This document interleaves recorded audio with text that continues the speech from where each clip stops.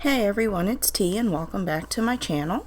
Today I wanted to talk about the new MTV show Ghosted Love Gone Missing. Basically, the premise of the show is that the two hosts meet up with people who have been ghosted, which is basically when a friend, a family member, or a lover decides to just stop talking to them altogether, break all contact, block them from social media or whatever, just kind of disappear from their life. So basically what the show does is the two hosts, they meet with the person who's been ghosted, and then they track down the person who did the ghosting, and then if they agree, they all meet up and kind of discuss why the other person decided to just disappear from the other person's life. The problem is pretty obvious to me. Sometimes people disappear for a reason. Now, whether that's a good reason or not can be debated, but usually there's a reason for someone to just flat out disappear from your life without saying anything.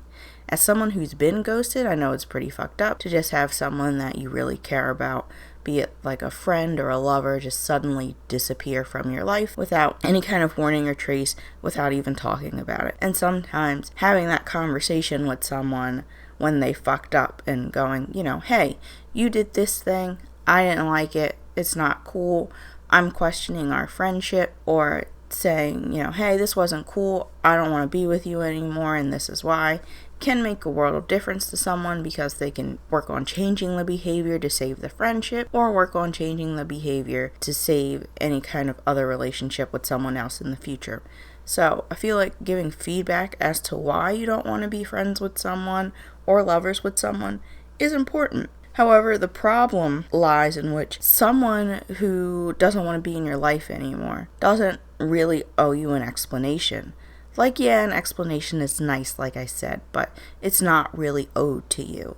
So if someone wants to leave your life, or if you want to leave someone else's life, well, it's nice to be like, oh, hey, I don't want to be around you or talk to you anymore. Would make a world of difference for some people. It would not for others, and it could put you in a dangerous situation.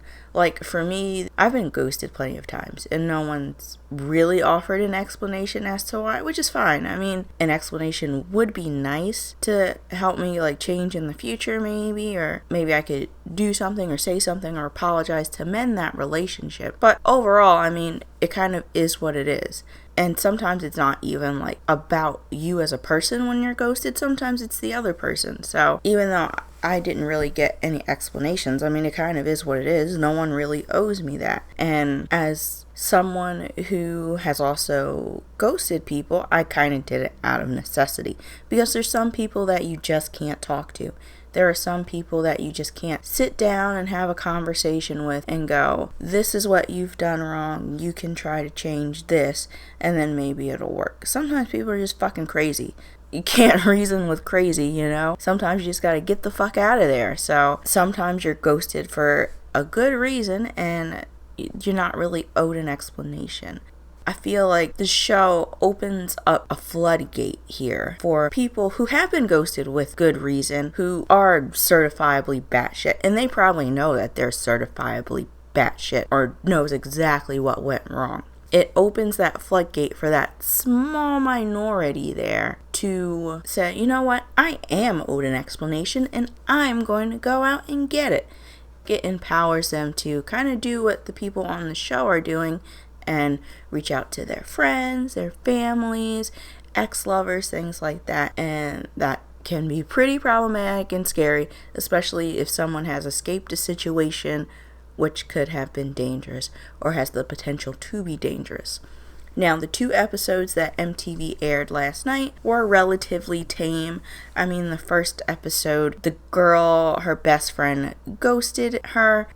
She thought that it was because she skipped his anniversary of his coming out party, but it turns out that he was mad about that, but he also slept with her ex-boyfriend, and they were dating for 2 months. They decided to make up. I don't think I would have been able to make up after that, because now I can't trust you around my man, So those two decided to make up, and they lived happily ever after, so it seemed. And then the episode after that, the dude was a comedian. he came off a little bit insecure. I'll be honest, he came off as very insecure, and he basically got ghosted by this girl he was seeing for 6 months. It was like 9 months after the fact. He was trying to find her and get an explanation. Turns out the girl did really like him, but he had used their sex life and some of her issues during a comedy set, and it upset her. He didn't run any of that by her before he did the performance. He just kind of went into it, and she was upset about that.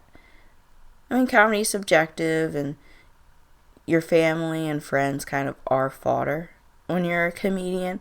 But I feel like any other comedian who's kind of established that talks about it probably talks about this with their spouse or friends or whatever. Be like, hey, is this joke okay? No, is this alright to talk about?